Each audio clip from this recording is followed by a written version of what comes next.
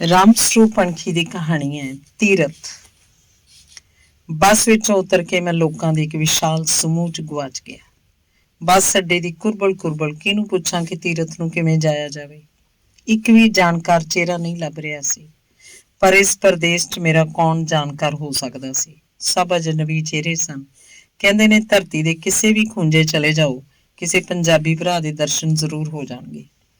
ਪੰਜਾਬ ਦੁਨੀਆ ਦੀ ਨਾੜ 'ਚ ਫੈਲ ਗਿਆ।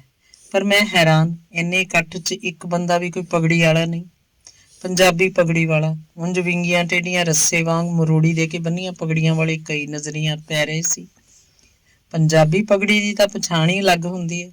ਹਿੰਦੂ ਹੋਵੇ, ਸਿੱਖ ਹੋਵੇ, ਚਾਹੇ ਮੁਸਲਮਾਨ, ਪਗੜੀ ਬੰਨਣ ਦਾ ਰੰਗ ਢੰਗ ਪੰਜਾਬੀ ਹੋਏਗਾ। ਤੇ ਉਸ ਦਿਨ ਪਰਦੇਸ ਦੇ ਉਸ ਬੱਸ ਅੱਡੇ 'ਚ ਮੈਂ ਹੀ ਇਕੱਲਾ ਪੰਜਾਬੀ ਸੀ। ਉਂਝ ਮੈਂ ਸੁਣਿਆ ਹੋਇਆ ਸੀ ਕਿ ਜੇ ਪੈਰੀਂ ਤੁਰ ਕੇ ਵੀ ਤੀਰਥ ਪਹੁੰਚਣਾ ਹੋਵੇ ਤਾਂ 15-20 ਮਿੰਟ ਤੋਂ ਵੱਧ ਦਾ ਪੈਂਡਾ ਨਹੀਂ। ਪੱਕੀ ਸੜਕ ਜਾਂਦੀ ਹੈ। ਉਂਝ ਤਾਂਗੇ ਤੇ ਰਿਕਸ਼ੇ ਵੀ ਚੱਲਦੇ ਆ, 3 ਵੀਲਰ ਵੀ ਹੋਣਗੇ। ਬੱਸ ਅੱਡੇ ਚੋਂ ਨਿਕਲ ਕੇ ਛੋਟਾ ਜਿਹਾ ਬਾਜ਼ਾਰ ਆਇਆ। ਬਾਜ਼ਾਰ ਤੋਂ ਅੱਗੇ ਬਸਤੀ ਦੇ ਨਾਲ ਤੀਰਥ ਨੂੰ ਸੜਕ ਜਾਂਦੀ ਸੀ। ਮੈਂ ਪੈਦਲ ਹੀ ਤੁਰਿਆ ਜਾ ਰਿਹਾ ਸੀ। ਮੋਢੇ ਏਅਰ ਬੈਗ ਲਟਕਾਇਆ ਹੋਇਆ ਬਸ ਜਾ ਰਿਹਾ ਸੀ, ਮੂੰਹ ਦੀਆਂ ਮਿਸਲਾਂ ਮਚਾਉਂਦਾ। ਮਾਸਟਰ ਜੀ, ਕਿਧਰੋਂ ਕੋਈ ਆਵਾਜ਼ ਆਈ। ਮੈਂ ਸੜਕ ਉੱਤੇ ਹੀ ਖੜਾ ਰਹਿ ਗਿਆ, ਜਿਵੇਂ ਕੋਈ ਜਾਣਿਆ ਪਛਾਣਿਆ ਬੋਲ ਹੋਵੇ, ਜਿਵੇਂ ਮੈਨੂੰ ਹੀ ਬੁਲਾਇਆ ਗਿਆ ਹੋਵੇ। ਪਰ ਇਸ ਪਰਦੇਸ 'ਚ ਇਹ ਕਿਵੇਂ ਹੋ ਸਕਦਾ। ਮੈਂ ਇੱਧਰ ਉੱਧਰ ਅੱਖਾਂ ਪਾੜ ਝਾਕਣ ਲੱਗਿਆ। ਕੋਈ ਨਹੀਂ ਦਿਸ ਰਿਹਾ ਸੀ ਜਿਹਨੇ ਮੈਨੂੰ ਆਵਾਜ਼ ਦਿੱਤੀ ਹੋਵੇ। ਲੱਗਿਆ ਐਵੇਂ ਕੰਨ ਬੋਲੇ ਹੋਣਗੇ। ਮਾਸਟਰ ਜੀ ਕਹਿ ਕੇ ਬੁਲਾਉਣ ਵਾਲਾ ਇੱਥੇ ਕਿੱਥੇ ਹੈ। ਮੈਂ ਫੇਰ ਤੁਰ ਪਿਆ। ਤਾਂ ਹੀ ਇੱਕ 10-12 ਸਾਲ ਦੀ ਨਿੱਕੀ ਕੁੜੀ ਨੇ ਪਿੱਛੋਂ ਆ ਕੇ ਮੇਰੀ ਬਾਂਹ ਫੜ ਲਈ। ਬੋਲੀ, ਆਪਕੋ ਬੁਲਾਇਆ। ਮੈਂ ਪਿੱਛਾ ਮੁੜ ਕੇ ਦੇਖਿਆ। ਬਸਤੀ ਦੇ ਘਰਾਂ 'ਚ ਇੱਕ ਬਾਰ ਮੂਹਰੇ ਖੜੀ ਔਰਤ ਨੇ ਮੇਰੇ ਵੱਲ ਹੱਥ ਖੜਾ ਕੀਤਾ। ਉਹਨੇ ਸਾੜੀ ਪਹਿਨ ਰੱਖੀ ਸੀ। ਮੇਰਾ ਦਿਮਾਗ ਚਕਰਾ ਕੇ ਰਹਿ ਗਿਆ। ਇਹ ਕੌਣ ਹੋਈ? ਨੇੜੇ ਜਾ ਕੇ ਵੀ ਮੈਂ ਉਹਨੂੰ ਪਛਾਣ ਨਾ ਸਕਿਆ। ਪਰ ਉਹ ਤਾਂ ਮੁਸਕਰਾ ਰਹੀ ਸੀ, ਮੈਨੂੰ ਅੰਦਰ ਲੰਘ ਆਉਣ ਲਈ ਕਹਿ ਰਹੀ ਸੀ। ਘਰ ਦੇ ਛੋਟੇ ਕਮਰੇ ਸੀ। ਇੱਕ ਕਮਰੇ ਪਿੱਛੇ ਫਿਰ ਛੋਟਾ ਜਿਹਾ ਵਿਹੜਾ, ਫਿਰ ਇੱਕ ਕਮਰਾ।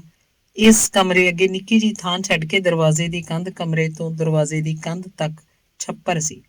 ਬਾਂਸਾ ਦੇ ਤੇ ਸਿਰਕੀ ਦਾ ਛੱਪਰ। ਇਸ ਛੱਪਰ ਥੱਲੇ ਸਾਈਕਲ ਸਵਾਰਨ ਦਾ ਸਮਾਨ ਪਿਆ ਸੀ। ਬੰਦਾ ਕੋਈ ਘਰ 'ਚ ਨਹੀਂ ਦਿਸਦਾ ਸੀ। ਇੱਕ ਛੋਟੀ ਕੁੜੀ ਹੋਰ ਸੀ, ਜਾਂ ਬਸ ਉਹ ਔਰਤ। ਕੋਈ ਬੁੜੀ ਠੇਰੀ ਵੀ ਨਹੀਂ ਸੀ। ਉਹਨੇ ਮੈਨੂੰ ਕਮਰੇ 'ਚ ਬਿਠਾ ਲਿਆ। ਕਮਰੇ 'ਚ 2 ਕੁਰਸੀਆਂ ਸੀ, ਲੱਕੜ ਦਾ ਤਖਤਪੋਸ਼, ਉੱਤੇ ਘਸਮੈਲੀ ਜਿਹੀ ਚਾਦਰ ਵਿਛੀ ਤੇ ਸਿਰਹਾਣਾ। ਮੈਂ ਕੁਰਸੀ ਉੱਤੇ ਬੈਠ ਗਿਆ। ਉਹ ਤਖਤਪੋਸ਼ ਉੱਤੇ ਸੀ। ਮੈਂ ਉਹਨੂੰ ਅਜੇ ਵੀ ਨਹੀਂ ਪਛਾਣਿਆ ਸੀ।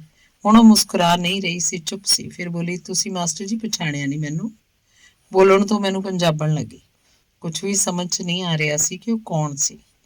ਪਰਦੇਸਾਂ 'ਚ ਸਾੜੀ ਵਾਲੀ ਔਰਤ ਪੰਜਾਬੀ ਬੋਲ ਰਹੀ ਸੀ। ਮੈਂ ਉਹਦੇ ਵੱਲ ਮੂਰਖਾਂ ਵਾਂਗ ਝਾਕ ਰਿਹਾ ਸੀ। ਫਿਰ ਉਹ ਆਪ ਬੋਲੀ, ਮੈਂ ਮਾਸਟਰ ਜੀ ਸੀਬੋ ਆ। ਕਿਹੜੀ ਸੀਬੋ? ਮੈਂ ਆਪਣਾ ਮੱਥਾ ਛੋਟਾ ਕੀਤਾ। ਉਹ ਤੁਸੀਂ ਸਾਡੇ ਪਿੰਡ ਮਾਸਟਰ ਹੁੰਦੇ ਸੀ, ਦਿਆਲਪੁਰੇ। ਅੱਛਾ। ਇੱਕਦਮ ਮੇਰੇ ਕੰਨ ਖੁੱਲ ਗਏ। ਨਾਲ ਦੀ ਨਾਲ ਮੈਂ ਸ਼ਰਮਸਾਰ ਵੀ ਹੋਇਆ। ਮੇਰੀ ਜ਼ੁਬਾਨ ਥਿੜਕ ਰਹੀ ਸੀ। ਸੱਚੀ ਗੱਲ ਹੈ, ਮੈਂ ਤਾਂ ਭਾਈ ਪਛਾਣਿਆ ਨਹੀਂ ਸੀ ਤੈਨੂੰ। ਫਿਰ ਕਿਹਾ, ਤੂੰ ਤਾਂ ਭਾਈ ਬਹੁਤ ਬਦਲ ਗਈ। ਬਦਲ ਗਈ ਛੱਡ ਮਾਸਟਰ ਜੀ, ਪਹਿਲਾਂ ਵਾਲੀ ਸੀਬੋ ਦਾ ਮੇਰੇ 'ਚ ਹੈ ਹੀ ਕੀ। ਇੱਥੇ ਭਾਈ ਕਿਵੇਂ ਹੈ? ਮੈਂ ਆਪਣਾ ਏਅਰ ਬੈਗ ਮੋਢਿਓਂ ਉਤਾਰ ਕੇ ਕੁਰਸੀ ਦੀ ਲੱਤ ਕੋਲ ਰੱਖ ਲਿਆ ਤੇ ਨਿਸ਼ਚਿੰਤ ਹੋ ਕੇ ਬੈਠ ਗਿਆ। ਬਸ ਮਾਸਟਰ ਜੀ, ਹੁਣ ਤਾਂ ਇਹੀ ਘਰ ਹੈ ਮੇਰਾ, ਉਹਨਾਂ ਤਸੱਲੀ ਨਾਲ ਦੱਸਿਆ। ਫਿਰ ਕਹਿਣ ਲੱਗੀ, ਇਹ 2 ਕੁੜੀਆਂ ਮੇਰੀਆਂ ਹੀ ਨੇ। ਇਹਨਾਂ ਦਾ ਪਿਓ ਇੱਧਰ ਦਾ ਹੀ ਹੈ। ਇਹ ਪਹਿਲਾਂ ਟਰੱਕਾਂ ਦੀ ਕਲੀਨਰੀ ਕਰਦਾ ਹੁੰਦਾ ਸੀ। ਕਦੇ ਕਿਤੇ ਹੁੰਦਾ, ਕਦੇ ਕਿਤੇ। ਇਹੀ ਮੈਨੂੰ ਲੈ ਆਇਆ। ਇੱਥੇ ਹੁਣ ਸਾਈਕਲ ਸਵਾਰਨ ਦੀ ਦੁਕਾਨ ਹੈ ਇਹਦੀ। ਸਾਡੇ ਕੋਲ 4 ਰਿਕਸ਼ੇ ਵੀ ਨੇ। ਉਹਨਾਂ ਦੀ ਕਮਾਈ ਹੈ। ਸੋਹਣਾ ਗੁਜ਼ਾਰਾ ਹੋਈ ਜਾਂਦਾ ਮਾਸਟਰ ਜੀ। ਫਿਰ ਪੁੱਛਿਆ, ਤੁਸੀਂ ਐਡੀ ਦੂਰ ਇੱਥੇ ਕਿਵੇਂ ਆ ਗਏ? ਮੈਂ ਦੱਸਣ ਲੱਗਿਆ, ਮੈਂ ਨੌਕਰੀ ਤੋਂ ਤਾਂ ਰਿਟਾਇਰ ਹੋ ਗਿਆ ਭਾਈ। ਅੱਛਾ, ਰਿਟਾਇਰ ਵੀ ਹੋ ਗਏ? ਲੱਗਦਾ ਹੀ ਨਹੀਂ ਉਹੋ ਜਿਹੇ ਪਏ ਹੋ ਮਾਸਟਰ ਜੀ ਤੁਸੀਂ ਤਾਂ। ਮੇਰੀ ਗੱਲ ਨੂੰ ਕੱਟ ਕੇ ਬੋਲ ਗਈ। ਹੁਣ ਵਿਹਲਾ ਜਮਾ। ਘਰ ਦੀ ਕਬੀਲਦਾਰੀ ਮੁੰਡਿਆਂ ਨੇ ਸਾਂਭ ਲਈ। ਦੋਵੇਂ ਵਿਆਹੇ ਵਰੇ ਨੇ। ਮਾਂ ਉਹਨਾਂ ਦੀ 4-5 ਸਾਲ ਹੋ ਗਏ ਗੁਜ਼ਰ ਗਈ ਸੀ। ਦੇਖ ਲੈ, ਮੈਂ ਕਿਹਾ ਦੁਨੀਆ ਦੇਖ ਲਈਏ। ਤੁਰ ਫਿਰ ਕੇ ਇੱਥੇ ਇਸ ਤੀਰਥ ਦੀ ਬੜੀ ਮਹਿਮਾ ਸੁਣੀ ਸੀ। ਹਾਂਜੀ, ਇੱਥੇ ਤਾਂ ਬੜੀ ਦੁਨੀਆ ਆਉਂਦੀ ਹੈ, ਦੂਰ ਦੂਰ ਤੋਂ ਚੱਲ ਕੇ। ਸੁਣਿਆ ਇਹ ਸਰੋਵਰ ਸ੍ਰਿਸ਼ਟੀ ਸਾਜਣ ਤੋਂ ਪਹਿਲਾਂ ਦਾ ਹੈ। ਬ੍ਰਹਮਾ ਦਾ ਮੰਦਿਰ ਹੈ ਇੱਥੇ। ਬਸ ਇਹ ਇੱਕੋ ਹੈ ਸੰਸਾਰ 'ਚ, ਬ੍ਰਹਮਾ ਦਾ ਮੰਦਿਰ, ਹੋਰ ਕਿਤੇ ਨਹੀਂ। ਐਂ ਹੀ ਸੁਣਦੇ ਆ ਮਾਸਟਰ ਜੀ। ਅਸੀਂ ਤਾਂ ਕਈ ਵਾਰ ਜਾ ਆਏ ਹਾਂ ਜਵਾਕਾਂ ਨੂੰ ਨਾਲ ਲੈ ਕੇ। ਲੈ, ਤੁਹਾਡੇ ਤਾਂ ਘਰ 'ਚ ਤੀਰਥ ਆ ਭਾਈ। ਮੈਂ ਹੱਸਣ ਲੱਗਿਆ। ਚਾਹ ਬਣਾਵਾਂ ਮਾਸਟਰ ਜੀ ਜਾਂ ਦੁੱਧ ਪੀਣਾ ਹੈ? ਜਿਵੇਂ ਉਹਨੂੰ ਇੱਕਦਮ ਯਾਦ ਆਇਆ ਹੋਵੇ। ਦੁੱਧ ਨੂੰ ਕੀ, ਇੱਥੇ ਮੈਸ ਬੰਨੀ ਹੋਈ ਆ ਤੇਰੀ। ਕੁੜੀਏ ਚਾਹ ਦੀ ਘੁੱਟ ਕਰ ਲੈ, ਪੀ ਲਾਂਗੇ। ਮੈਂ ਫੇਰ ਹੱਸਿਆ। ਨਹੀਂ ਇਹ ਗੱਲ ਨਹੀਂ, ਘਰੇ ਪਿਆ ਦੁੱਧ, ਅਸੀਂ ਤਾਂ ਸਵੇਰੇ ਹੀ ਇਕੱਠਾ ਲੈ ਲੈਂਦੇ ਹਾਂ 3 ਕਿਲੋ। ਸਾਰਾ ਦਿਨ ਚਾਹ ਬਣਦੀ ਰਹਿੰਦੀ ਹੈ। ਇਹਦਾ ਚਾਹ ਪੀਣ ਦਾ ਬਹੁਤ ਸੁਭਾਅ ਹੈ। ਅੱਜ ਤੜਕੇ ਦਾ ਗਿਆ ਕਿਧਰੇ, ਦੁੱਧ ਦਾ ਪਤੀਲਾ ਤੱਤਾ ਕੀਤਾ ਉਵੇਂ ਜਿਵੇਂ ਪਿਆ, ਭਰੇ ਦਾ ਭਰਿਆ, ਜਿਵੇਂ ਉਹਨੇ ਇਸ ਖਾਂਦੇ ਪੀਂਦੇ ਘਰ ਦੀ ਫੜ ਮਾਰੀ ਹੋਵੇ। ਚਾਹ ਹੀ ਠੀਕ ਹੈ, ਮੈਂ ਕਹਿ ਦਿੱਤਾ। ਦੋਵੇਂ ਕੁੜੀਆਂ ਉਹਦੇ ਕੋਲ ਬੈਠੀਆਂ ਸੀ, ਮੇਰੇ ਵੱਲ ਉਹ ਬਹੁਤ ਗੌਰ ਨਾਲ ਝਾਕ ਰਹੀਆਂ ਸੀ, ਸਾਡੀਆਂ ਗੱਲਾਂ ਨੂੰ ਸਮਝਣ ਦੀ ਕੋਸ਼ਿਸ਼ ਕਰ ਰਹੀਆਂ ਹੋਣਗੀਆਂ। ਜਦੋਂ ਚਾਹ ਬਣਾਉਣ ਲਈ ਉੱਠੀ ਤਾਂ ਵੱਡੀ ਕੁੜੀ ਉਹਦੇ ਮਗਰ ਹੀ ਉਹਦੀ ਸਾੜੀ ਦਾ ਪੱਲਾ ਫੜ ਕੇ ਤੁਰਨ ਲੱਗੀ। ਪੁੱਛ ਰਹੀ ਸੀ, ਕੌਣ ਹੈ ਇਹ, ਕਿਆ ਬੋਲ ਰਹੇ ਹੈ? ਜਾਂਦੇ ਜਾਂਦੇ ਸੀਬੂ ਨੇ ਹਿੰਦੀ 'ਚ ਬੋਲ ਕੇ ਕੁੜੀ ਨੂੰ ਕੁਝ ਸਮਝਾਇਆ। ਦਿਆਲਪੁਰੇ ਉਹਨਾਂ ਦੇ ਪਿੰਡ ਮੈਂ ਨਵਾਂ ਬਦਲ ਕੇ ਗਿਆ ਸੀ। ਪ੍ਰਾਇਮਰੀ ਸਕੂਲ ਸੀ, ਮੈਂ ਇਕੱਲਾ ਹੀ ਸੀ ਉਸ ਸਕੂਲ 'ਚ। ਇਮਾਰਤ ਕੋਈ ਨਹੀਂ ਸੀ। ਪਿੰਡ ਦੀ ਇੱਕ ਹਥਾਈ ਵਿੱਚ ਸਕੂਲ ਲੱਗਦਾ। ਹਥਾਈ ਦੇ 2 ਕਮਰੇ ਸੀ। ਕਮਰਿਆਂ ਅੱਗੇ ਇੱਕ ਵੱਡਾ ਸਾਰਾ ਲੰਬਾ ਚੌੜਾ ਵਰਾਂਡਾ, ਵਰਾਂਡੇ ਤੋਂ ਬਾਹਰ ਚੌੜਾ ਵਿਹੜਾ ਸੀ। ਇੱਕ ਕਮਰੇ 'ਚ ਮੇਰੀ ਰਿਹਾਇਸ਼ ਸੀ, ਦੂਜੇ ਕਮਰੇ 'ਚ ਸਕੂਲ ਦਾ ਸਮਾਨ ਪਿਆ ਰਹਿੰਦਾ। ਮੁੰਡੇ ਕੁੜੀਆਂ ਵਰਾਂਡੇ 'ਚ ਪੱਕੇ ਫਰਸ਼ ਉੱਤੇ ਬੈਠਦੇ। ਸਿਆਲ ਦੇ ਦਿਨਾਂ ਲਈ ਵਿਹੜਾ ਸੀ। ਮੇਰੇ ਕੋਲ ਮਿੱਟੀ ਦੇ ਤੇਲ ਵਾਲਾ ਸਟੋਵ ਸੀ। ਚਾਹ ਰੋਟੀ ਖੁਦ ਹੀ ਬਣਾਉਂਦਾ। ਸਕੂਲ ਸਮੇਂ ਪਿੱਛੋਂ ਪਿੰਡ ਦੇ ਮੁੰਡੇ ਮੇਰੇ ਕੋਲ ਆ ਕੇ ਬੈਠੇ ਰਹਿੰਦੇ, ਗੱਲਾਂ ਮਾਰਦੇ। ਜਿਹੜੇ ਕੁਝ ਪੜ੍ਹੇ ਸੀ ਮੇਰਾ ਅਖਬਾਰ ਪੜ੍ਹ ਜਾਂਦੇ, ਹਨੇਰਾ ਹੋਣ ਤੱਕ ਬੈਠੇ ਰਹਿੰਦੇ।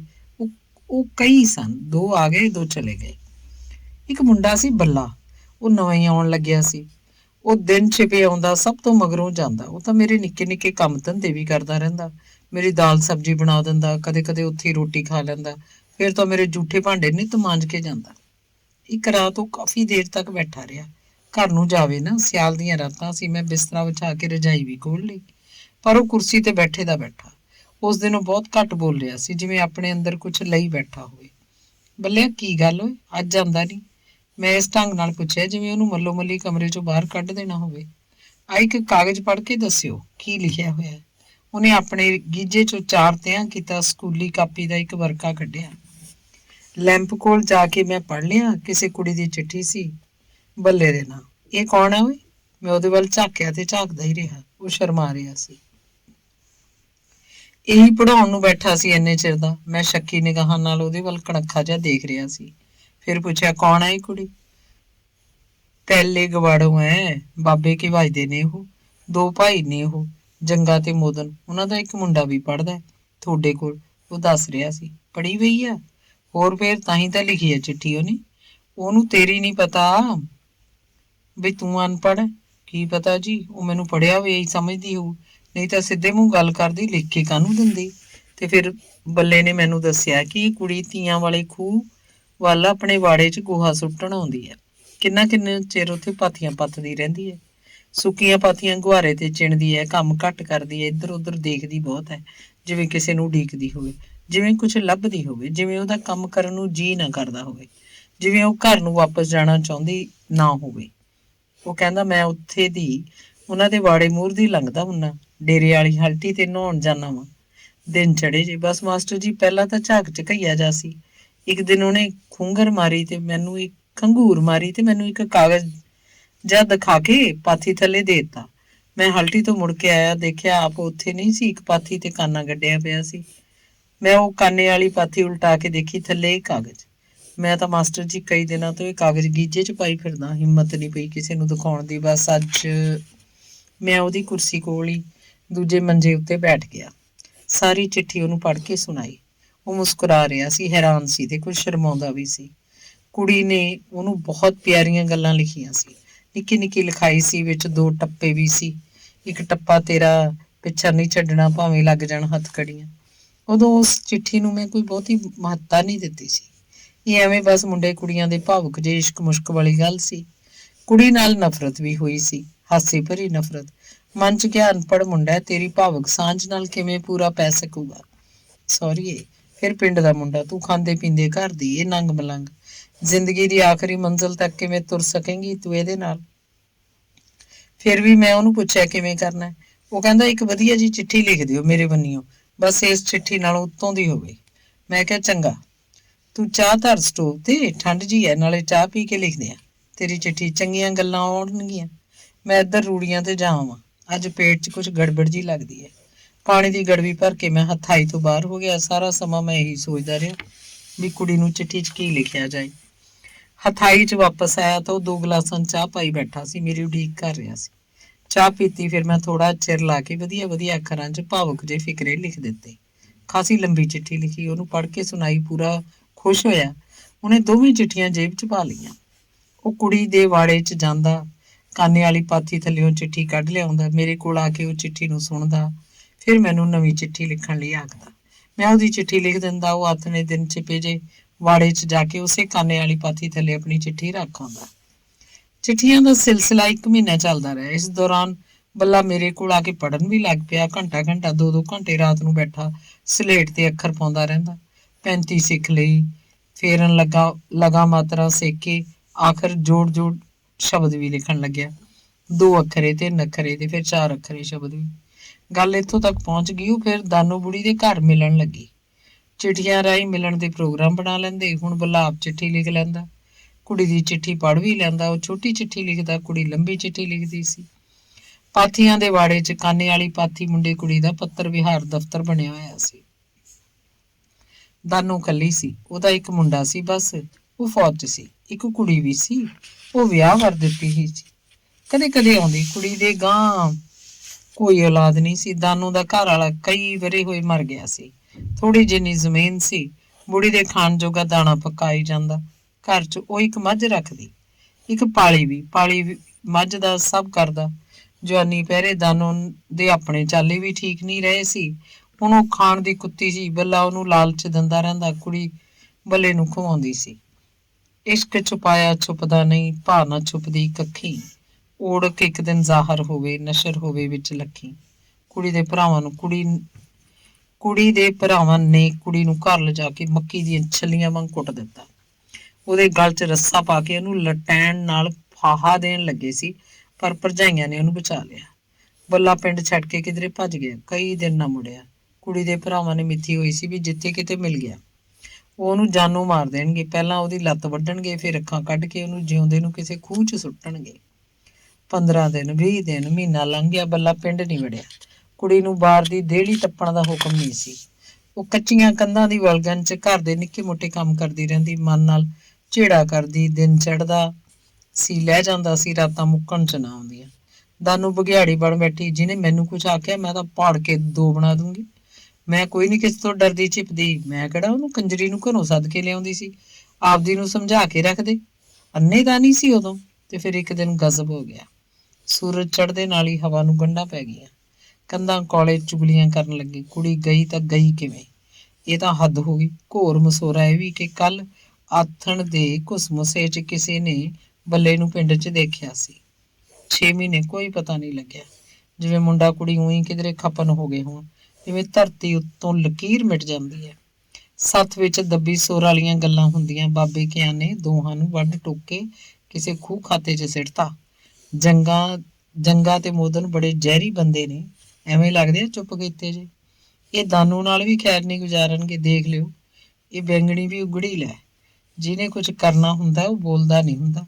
ਬਾਂ ਕਰਨ ਵਾਲੇ ਤਨ ਖੱਟੂ ਹੁੰਦੇ ਨੇ। ਬਾਂ ਕਰਨ ਵਾਲੇ ਤਨ ਖੱਟੂ ਹੁੰਦੇ ਨੇ। ਤੇ ਫਿਰ 2 ਕੁ ਮਹੀਨੇ ਹੋਏ, ਬੱਲਾ ਪਿੰਡ ਮੁੜ ਆਇਆ ਕੱਲਾ। ਆਖਦਾ ਫਿਰੇ ਮੈਨੂੰ ਕਿਸੇ ਦੀ ਕੁੜੀ ਦਾ ਕੀ ਪਤਾ, ਮੈਂ ਤਾਂ ਕੱਲਾ ਗਿਆ ਸੀ, ਕੱਲਾ ਆ ਗਿਆ। ਮੈਂ ਤਾਂ ਕੰਮ ਤੇ ਗਿਆ ਸੀ। ਕੰਮ ਕਿਹੜੇ ਬਈ? ਲੋਕ ਮੁਸਕੜੀਆਂ ਹੱਸਦੇ। ਟਰੱਕਾਂ ਦਾ ਕੰਮ ਸੀ। ਕੀ ਕੰਮ? ਪਹਿਲਾਂ ਮੈਂ ਕਲੀਨਰ ਰਿਹਾ, ਫਿਰ ਡਰਾਈਵਰੀ ਮੇਰੀ ਤੱਕ 'ਚ ਨਹੀਂ ਆਈ। ਹਾਨੀਸਾਰ ਨੂੰ ਮੈਨੂੰ ਘਰ ਭੇਜਤਾ ਉਹਨਾਂ ਨੇ, ਆਖੇ ਜਾ ਤੇਰੇ ਸਿੱਖਣ ਦਾ ਕੰਮ ਨਹੀਂ ਇਹ। ਮੈਂ ਕਿਹਾ ਚੰਗਾ ਭਾਈ, ਆ ਗਿਆ ਫਿਰ ਮੈਂ। ਉਹਦਾ ਬੋਲਣ ਢੰਗ ਤੋਂ ਲੱਗਦਾ ਜਿਵੇਂ ਉਹ ਕੋਈ ਗੱਲ ਲੁਕਾਉਂਦਾ ਹੋਵੇ, ਜਿਵੇਂ ਕੋਈ ਪਰਦਾ ਪਾਉਂਦਾ ਹੋਵੇ। ਸਭ ਨੂੰ ਇਹੀ ਸ਼ੱਕ ਉਹੀ ਕੁੜੀ ਨੂੰ ਲੈ ਕੇ ਗਿਆ ਸੀ। ਲੱਖਣ ਲਾਉਂਦੇ ਉਹ ਕਿਧਰੇ ਬਿਠਾ ਆਇਆ ਉਹਨੂੰ। ਪਿੰਡ ਦੀ ਖਬਰਸਾਰ ਲੈਣ ਆਇਆ ਉਹ, ਫਿਰ ਜਾਊ ਉੱਥੇ। ਜੰਗੇ ਤੇ ਮੋਦਨ ਨੂੰ ਪੱਕਾ ਵਿਸ਼ਵਾਸ ਇਹੀ ਲੈ ਕੇ ਗਿਆ ਕੁੜੀ ਨੂੰ। ਇਹ ਤੋਂ ਬਗੈਰ ਹੋਰ ਕੋਈ ਹੋ ਹੀ ਨਹੀਂ ਸਕਦਾ। ਉਹ ਚਾਹ ਲੈ ਕੇ ਆਈ ਤਾਂ ਮੇਰੇ ਦਿਮਾਗ ਦੀ ਕਥਾ ਲੜੀ ਟੁੱਟ ਗਈ। ਦੋਵੇਂ ਕੁੜੀਆਂ ਨੂੰ ਅੰਦਰ ਹੀ ਛੱਡ ਆਈ ਸੀ। ਸ਼ਾਇਦ ਉਹ ਚਾਹ ਪੀ ਰਹੀਆਂ ਹੋਣਗੀਆਂ, ਚਾਹ ਨਾਲ ਕੁਝ ਖਾ ਪੀ ਰਹੀਆਂ ਹੋਣਗੀਆਂ। ਉਹ ਮੇਰੇ ਵਾਸਤੇ ਖਾਸਾ ਕੁਝ ਖਾਣ ਨੂੰ ਲੈ ਆਈ ਸੀ। ਇੱਕ ਪਲੇਟ 'ਚ ਬਰਫੀ, ਇੱਕ ਪਲੇਟ 'ਚ ਰਸਗੁੱਲੇ, ਗੁਲਾਬ ਜਾਮਣਾ, ਇੱਕ ਹੋਰ ਪਲੇਟ 'ਚ ਨਮਕੀਨ। ਇਹ ਸਭ ਉਹਨੇ ਪਤਾ ਨਹੀਂ ਕਦੋਂ ਮੰਗਵਾ ਲਿਆ। ਮੈਂ ਹੱਸਿਆ, ਭਾਈ ਸੀਬੂ ਇੱਥੇ ਵੀ ਚਾਹ ਦਾ ਤਾਂ ਪਿੰਡ ਵਾਲਾ ਕੰਮ ਕਰ ਲਿਆ, ਇੰਨੀ ਚਾਹ। ਉਹ ਕਹਿੰਦੀ ਮੈਨੂੰ ਤਾਂ ਮਾਸਟਰ ਜੀ ਥੋੜੀ ਚਾਹ ਨਾਲ ਜਾਣੀ ਰੱਜ ਜਾ ਨਹੀਂ ਆਉਂਦਾ। ਤੁਸੀਂ ਵੀ ਤਾਂ ਪਿੰਡਾਂ ਦੇ ਹੋ, ਗੜਵੀ ਭਰ ਕੇ ਪੀਨੇ ਆ ਆਪਾਂ ਪਿੰਡਾਂ ਦੇ ਲੋਕ ਤਾਂ। ਉਹ ਸਿਰਫ ਚਾਹ ਪੀ ਰਹੀ ਸੀ, ਖਾਣਾ ਜਿਵੇਂ ਮੈਂ ਹੀ ਹੋਵੇ ਇੰਨਾ ਕੁਝ। ਉਹ ਪੁੱਛਣ ਲੱਗੀ ਸਾਡੇ ਪਿੰਡ ਕਿੰਨੇ ਸਾਲ ਰਹੇ ਤੁਸੀਂ? ਉੱਥੇ ਮੈਂ 15 ਸਾਲ ਲਾਏ ਹੋਣਗੇ ਭਾਈ। ਫਿਰ ਮੈਂ ਆਪਣੇ ਪਿੰਡ ਬਦਲੀ ਕਰਵਾ ਲਈ। ਸਰਵਿਸ ਦੇ ਵੀ 2-4 ਸਾਲ ਹੀ ਰਹਿੰਦੇ ਸੀ। ਹੁਣ ਵੀ ਕਦੇ ਗਏ ਹੋ ਦਿਆਲਪੁਰੇ? ਹਾਂ ਭਾਈ ਮੈਂ ਤਾਂ ਜਾਂਦਾ ਹੀ ਰਹਿੰਦਾ। ਕਈ ਘਰਾਂ ਨਾਲ ਉੱਥੇ ਮੇਰੀ ਖੁਸ਼ੀ ਗਮੀ ਦੀ ਸਾਂਝ ਹੈ। ਜਾਈਦਾ ਕਦੇ ਵਿਆਹ ਕਦੇ ਭੋਗ ਤੇ। ਉਹਨਾਂ ਦਾ ਕੀ ਹਾਲ ਹੈ ਸਾਡਿਆਂ ਦਾ? ਉਹ ਜੰਗੇ ਤੇ ਮੋਦਨ ਬਾਰੇ ਪੁੱਛ ਰਹੀ ਸੀ। ਉਹ ਠੀਕ ਨੇ ਭਾਈ, ਮੌਜਾਂ 'ਚ ਨੇ। ਹੁਣ ਤਾਂ ਖੇਤੀ ਦਾ ਕੰਮ ਖਾਸਾ ਵਧਾਈ ਬੈਠੇ ਨੇ। ਪਰ ਅੱਡ ਹੋ ਗਏ। ਆਪਣੇ ਭਰਾਵਾਂ ਬਾਰੇ ਸੁਣ ਰਹੀ ਉਹ ਅੱਧ ਕਦੀ ਹੋ ਕੇ ਬੈਠੀ ਰਹੀ। ਜਵਾਕ ਜੱਲੇ ਕੀ ਨੇ ਦੋਵਾਂ ਦੇ? ਇੰਨਾ ਤਾਂ ਭਾਈ ਮੈਨੂੰ ਪਤਾ ਨਹੀਂ। ਉਹ ਜਵਾਕ ਹੈਗੇ ਦੋਹਾਂ ਦੇ। ਉਹ ਤਾਂ ਤੇਰੇ ਹੁੰਦੇ ਵੀ ਸੀ। ਮੈਂ ਕਹਿੰਦਾ ਉਹਨਾਂ ਦਾ ਇੱਕ ਮੁੰਡਾ ਸਕੂਲ ਵੀ ਆਉਂਦਾ ਹੁੰਦਾ ਸੀ। ਨਹੀਂ, ਛੋਟੀ ਬਹੂ ਦੇ ਹਾਲੇ ਕੋਈ ਜਵਾਕ ਨਹੀਂ ਸੀ, ਵੱਡੀ ਦੇ ਸੀ। ਇੱਕ ਮੁੰਡਾ ਇੱਕ ਕੁੜੀ। ਮੁੰਡਾ ਜੱਸੀ ਤੁਹਾਡੇ ਕੋਲੇ ਪੜ੍ਹਦਾ ਹੁੰਦਾ ਸੀ। ਇੱਕ ਗੱਲ ਜਿਹੜੀ ਮੇਰੇ ਬੁੱਲਾਂ ਤੇ ਬਾਰ-ਬਾਰ ਆ ਕੇ ਰੁਕ ਜਾਂਦੀ, ਉਹ ਮੈਂ ਪੁੱਛ ਹੀ ਲਈ, ਤੂੰ ਭਾਈ ਸਿੱਬੋ ਇੱਥੇ ਕਿਵੇਂ ਪਹੁੰਚੀ ਫਿਰ? ਕਿਸਮਤ ਮੇਰੀ ਚੱਕ ਲਿਆਈ ਮਾਸਟਰ ਜੀ। ਉਹਦੀਆਂ ਅੱਖਾਂ ਦੇ ਕੋਏ ਗਿੱਲੇ ਸੀ। ਸਾੜੀ ਦੇ ਪੱਲੇ ਨਾਲ ਉਹਨੇ ਆਪਣਾ ਨੱਕ ਘੁੱਟਿਆ। ਚਾਹ ਅਸੀਂ ਪੀ ਚੁੱਕੇ ਸੀ। ਉਹਦੀਆਂ ਕੁੜੀਆਂ ਅੰਦਰ ਸੀ। ਮੈਂ ਉਹਦੇ ਨਾਲ ਭੇਤ ਭਰੀਆਂ ਗੱਲਾਂ ਕਰਨ ਲੱਗਿਆ। ਬੱਲਾ ਪਿੰਡੋਂ ਤੈਨੂੰ ਕਿੱਥੇ ਲੈ ਗਿਆ ਸੀ? ਪਿੰਡੋਂ ਨਿਕਲ ਕੇ ਅਸੀਂ ਤੜਕੇ ਦੀ ਗੱਡੀ ਚੜ੍ਹੇ ਸੀ। ਖਾਸਾ ਹਨੇਰਾ ਸੀ। ਸਟੇਸ਼ਨ ਤੱਕ ਤੁਰ ਕੇ ਆਏ। ਇੰਨੀ ਵਾਟ? ਹੋਰ ਬਸ ਤੁਰੇ ਆਏ। ਗੱਡੀ ਚੜ੍ਹ ਕੇ ਕਿੱਥੇ ਪਹੁੰਚੇ? ਬਠਿੰਡੇ। ਉੱਥੋਂ ਫਿਰ? ਬਠਿੰਡਿਓ ਫਿਰ ਗੱਡੀ ਫੜ ਲਈ, ਦਿੱਲੀ ਜਾ ਪਹੁੰਚੇ। ਦਿੱਲੀ ਬੱਲਾ ਮੈਨੂੰ ਆਪਣੀ ਭੂਆ ਦੇ ਮੁੰਡੇ ਕੋਲ ਲੈ ਗਿਆ। ਉਹ ਪਹਿਲਾਂ ਉਹਦੇ ਨਾਲ ਗੱਲ ਕਰਕੇ ਗਿਆ ਸੀ। ਉੱਥੇ ਟੈਕਸੀ ਚਲਾਉਂਦਾ ਸੀ। ਦਿੱਲੀੋਂ ਉਹਨੇ ਸਾਨੂੰ ਕਲਕੱਤੇ ਦੀ ਗੱਡੀ ਚੜ੍ਹਾਤਾ। ਉੱਥੇ ਜਾ ਕੇ ਕਿੱਥੇ ਰਹੇ? ਬੱਲਾ ਦਿੱਲੀੋਂ ਭੂਆ ਦੇ ਮੁੰਡੇ ਤੋਂ ਚਿੱਠੀ ਲੈ ਕੇ ਗਿਆ ਸੀ। ਕਲਕੱਤਾ ਉਹਦਾ ਇੱਕ ਬੰਦਾ ਸੀ। ਉਹਦੇ ਕੋਲ ਟਰੱਕ ਸੀ ਕਈ। ਅਸੀਂ ਇੱਕ ਕਮਰਾ ਲੈ ਕੇ ਰਹਿਣ ਲੱਗੇ। ਬੱਲਾ ਟਰੱਕ ਤੇ ਲੱਗ ਗਿਆ। ਰਾਤ ਨੂੰ ਘਰ ਆ ਜਾਂਦਾ, ਕਦੇ ਨਾ ਵੀ ਆਉਂਦਾ। ਮੈਂ ਕੱਲੀ ਡਰਦੀ ਨਹੀਂ ਸੀ। ਫੇਰ ਜਾ ਕੇ ਕਿੱਥੇ ਰਹੇ? ਉਹਦੇ ਨਾਲ ਹੋਰ ਡਰਾਈਵਰ ਵੀ ਆਉਣ ਲੱਗੇ। ਬੈਠ ਕੇ ਸ਼ਰਾਬ ਪੀਂਦੇ, ਪਿੰਡਾਂ ਦੇ ਮੋਹ ਪਿਆਰ ਵਾਲੀਆਂ ਗੱਲਾਂ ਕਰਦੇ ਰਹਿੰਦੇ। ਕਦੇ ਕਦੇ ਉੱਥੇ ਸਾਡੇ ਕਮਰੇ 'ਚ ਹੀ ਸੌਂ ਜਾਂਦੇ। ਇਉਂ ਕਿਉਂ ਕਰਦਾ ਸੀ ਬੱਲਾ? ਪੁੱਛੋ ਨਾ ਮਾਸਟਰ ਜੀ। ਉੱਥੇ ਜਾ ਕੇ ਉਹ ਬੱਲਾ ਨਹੀਂ ਰਿਹਾ। ਦਿਨੋਂ ਦਿਨ ਉਹਦੀਆਂ ਆਦਤਾਂ ਵਿਗੜਦੀਆਂ ਜਾ ਰਹੀਆਂ ਸੀ। ਮੈਂ ਬਥੇਰਾ ਸਮਝਾਉਂਦੀ ਵੀ ਮੈਂ ਤੇਰੇ ਮਗਰ ਲੱਗ ਕੇ ਆਈ ਹਾਂ। ਇਹ ਮੁਸ਼ਟੰਡੇ ਮੇਰੇ ਕੀ ਲੱਗਦੇ ਆ ਤੇ ਤੂੰ ਸੁਰਤ ਕਰ ਕੁਛ। ਪਰ ਨਾ, ਉਹਦਾ ਉਹੀ ਹਾਲ।